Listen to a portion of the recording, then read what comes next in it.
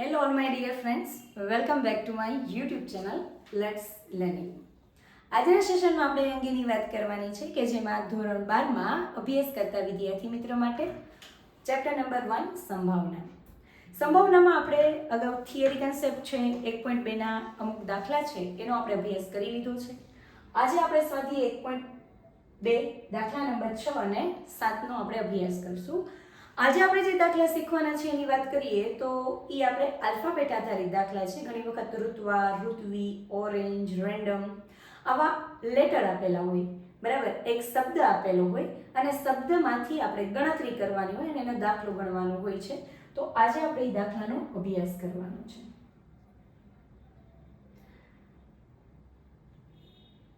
હવે તમને એમાં ઇન્ફોર્મ કરેલું છે કે રેન્ડમ શબ્દમાં, રાઈટ, રેન્ડમ શબ્દની વાત કરીએ તો રેન્ડમના સૌથી પહેલા તમારે શું ગણવાના છે, એના કુલ અક્ષર કેટલા છે.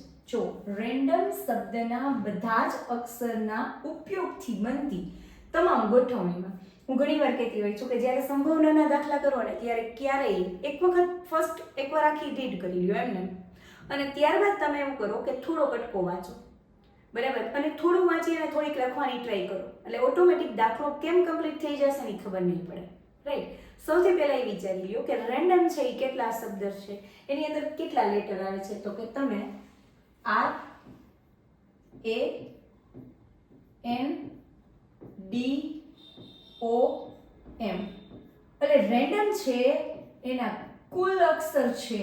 જે કુલ અક્ષરની વાત કરીએ તો કુલ અક્ષર કેટલા થયા, તો કે રેન્ડમ શબ્દમાં કુલ અક્ષર 6 છે, બરાબર. તો તમારે લખવાના થશે 6. હવે એમ વાત કરવાનું કે કુલ અક્ષર 6 તો n ફેક્ટોરિયલ બરાબર 6 ફેક્ટોરિયલ. 6 ફેક્ટોરિયલનો મીનિંગ થાય 6 ગુણ્યા 5 ગુણ્યા 4 ગુણ્યા 3 ગુણ્યા 2 ગુણ્યા 1. જેટલા અક્ષર હોય ને એટલા પહેલા તમારે અહીંયા લખવાના. 5 હોય તો 5, 6 હોય તો 6, 7 હોય તો 7. અને જેટલા અક્ષર હોય એટલા ફેક્ટોરિયલ. ફેક્ટોરિયલ એટલે અનંત સુધી, બરાબર. 6 ફેક્ટોરિયલ હોય તો 1 થી 6 નો ગુણાકાર, 7 ફેક્ટોરિયલ હોય તો 1 થી 7 નો ગુણાકાર, રાઈટ. તો એકદમ ઈઝી છે. હવે 6 ગુણ્યા 5 એટલે તમને ક્લિયર જ હોય કે 2 3 6 6 ચોક 24, 24 પંચા 120. તો આનો જવાબ છે એ 720 આવશે, રાઈટ.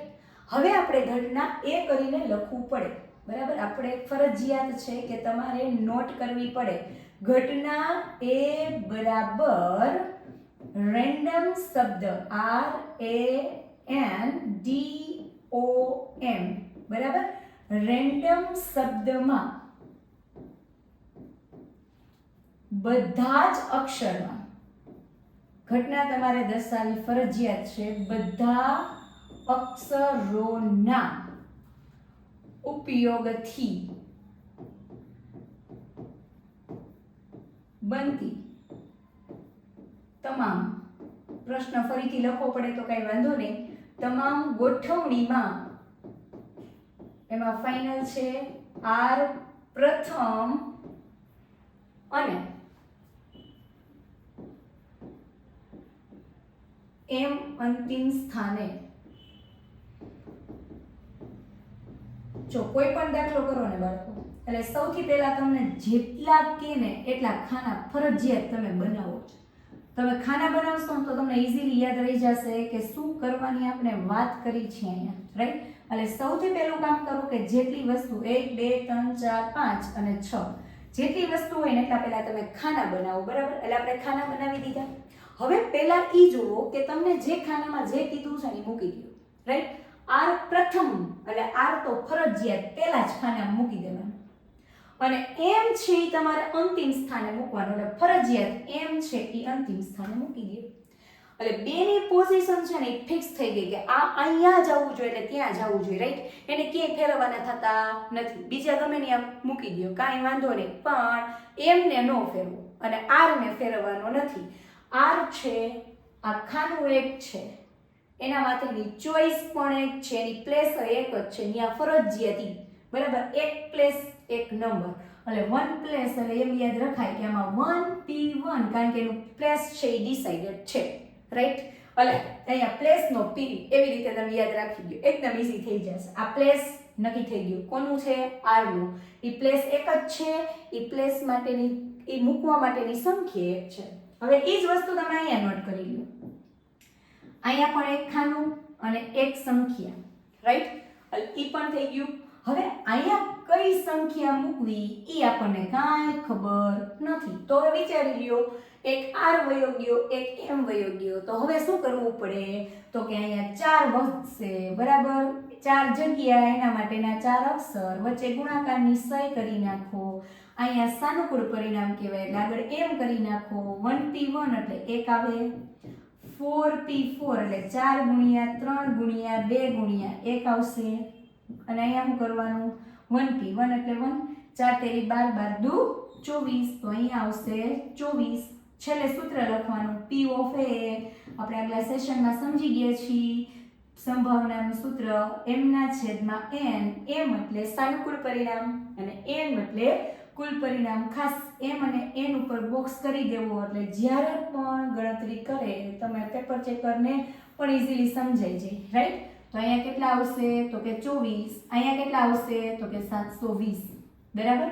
ભાગ ઉડાડી દેવાના. પહેલા છે ને તમારે રિવર્સમાં ટ્રાય કરવાની કેલ્ક્યુલેટરમાં.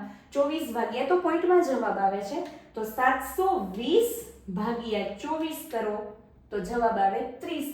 ઊંધું ભાગાકાર કરો એટલે ડાયરેક્ટ ખબર પડી જાય કે 1 ના છેદમાં 30 થાય, રાઈટ? તો આપણો જવાબ શું આવે? અને આ જે જવાબ આવે અહીંયા તમારે લખી રાખવાનું માંગેલી સંભાવના, માંગેલી સંભાવના, રાઈટ? હવે જો આને બીજી રીતે કોઈક વાર ભાગ ઉડાડતા ન આવડે ને તો અહીંયાથી તમે જો ડાયરેક્ટ ભાગ ઉડાડી દો ને, 4 ગયા 4 ગયા. જો અન્ય અથવાની રીતે સમજાવું, ઘણી વખત કન્ફ્યુઝન થાય કેટલા રીતે ભાગ ઉડાડવા. તો અહીંયા કેટલા પરિણામ આવ્યા? 6 ગુણ્યા 5 ગુણ્યા 4 ગુણ્યા 3 ગુણ્યા 2 ગુણ્યા 1 અને છેદમાં છે ને અહીંયા કેટલા આવ્યા? તો કે 4 ગુણ્યા 3 ગુણ્યા 2 ગુણ્યા 1. આ છે ઉડાડી ગયું. તો 6 પંચા, તો 6 પંચા કેટલા થશે? તો કે 30. તો સંભાવના કેટલી આવે? 1 ના છેદમાં 30. અન્યથા તમે આ રીતે પણ ગણતરી કરી શકો છો. આ જે ગણતરી છે એ ઓપ્શનલ છે, રાઈટ? અને આ જે ગણતરી છે એ આપણે આ રીતે કરી શકીએ. ભાગાકારની રીતે પણ થશે અને ગુણાકાર. ફર્સ્ટ એટલું યાદ રાખો, જેટલી સંખ્યા હોય એટલે ગુણાકાર, રાઈટ? 6 હોય તો 1 થી 6 નો ગુણાકાર, 7 હોય તો 1 થી 7 નો ગુણાકાર. જે જગ્યા ફિક્સ થઈ ગઈ ત્યાં 1p1 જેટલી બાકી છે ત્યાં ખબર નથી એટલે ત્યાં 4 માંથી 1 પણ આવશે, બરાબર? 4 માંથી 4, રાઈટ? અને પછી p મૂકવાનો શું કામ? કારણ કે આ ક્રમચય આધારિત દાખલા છે. પસંદગી શબ્દ નથી, પસંદગી નથી કે ત્યાં આ જ પસંદ કરવા. ત્યાં એમ નથી કીધું કે કયા એકને પસંદ કરો, ત્યાં ફિક્સ એની પોઝિશન, એનો ક્રમ નિશ્ચિત થઈ ગયો એટલે એને ક્રમચય આધારિત દાખલા કહેવાશે, રાઈટ? ચાલો હવે આપણે એના પછીનો દાખલો જોશું, રાઈટ?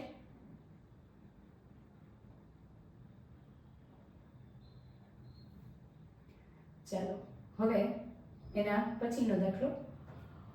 ઓરેન્જ શબ્દના બધા જ અક્ષરમાંથી બનતી તમામ ગોઠવણીમાં સ્વર પહેલા, ત્રીજા અને કયા સ્થાને? છઠ્ઠા સ્થાને. આ ખૂબ જરૂરી છે કે કયા સ્થાનની વાત કરે છે એ ખૂબ જરૂરી છે. ચાલો હવે આપણે એ દાખલાને સોલ્વ કરીએ. હમણાં જ મેં તમને થોડી ક્ષણો પહેલા જ સમજાવી દીધું છે, બરાબર? થોડો ટાઈમ પહેલા જ આપણે કીધું કે પહેલું કામ શું કરવાનું? તો પહેલું કામ તમારે ગણતરી કરવાની થાય. કોની? તો કે ઓરેન્જ. તો ઓરેન્જના કેટલા કુલ અક્ષર થાય? તો લખી નાખવાનું ORANGE. ઓરેન્જ શબ્દના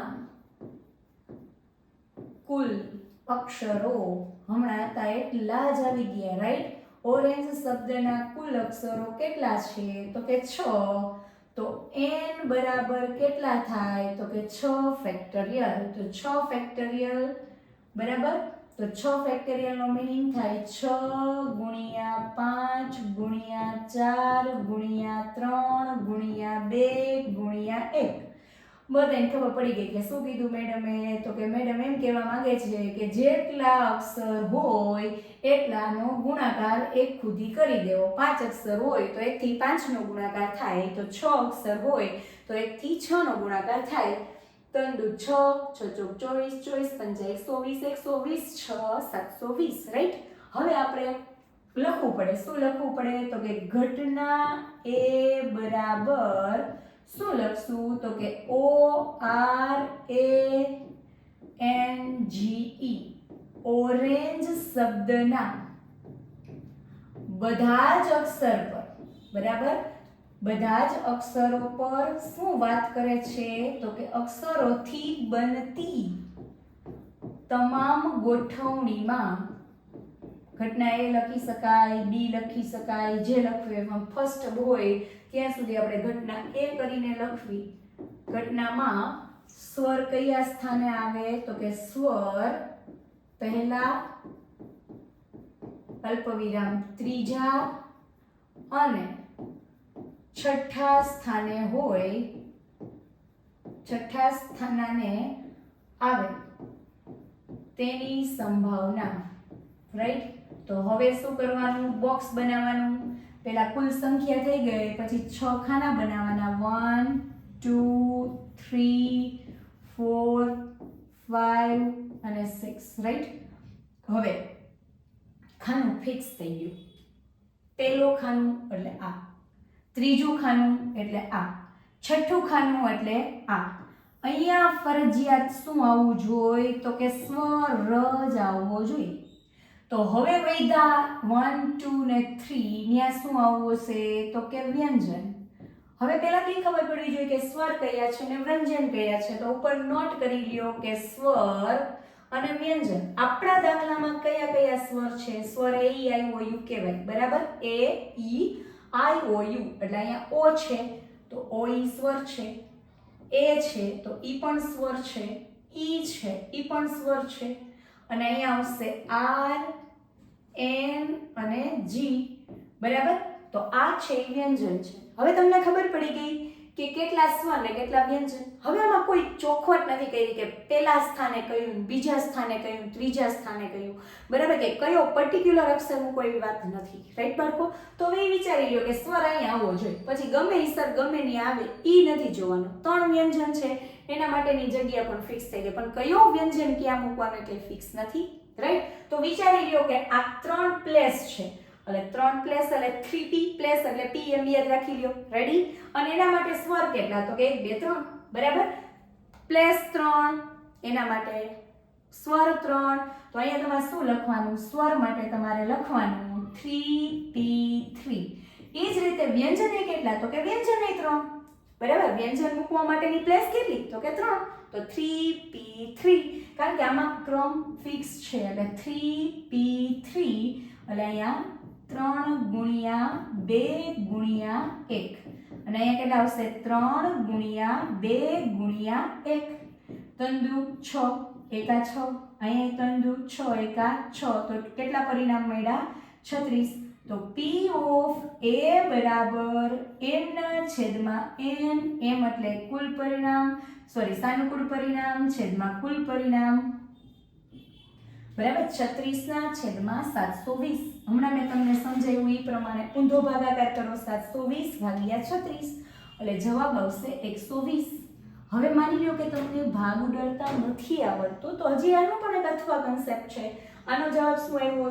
બરાબર. હવે જે કરાવું છું ઓપ્શનલ છે. 6 ગુણ્યા 5 ગુણ્યા 4 ગુણ્યા 3 ગુણ્યા 2 ગુણ્યા 1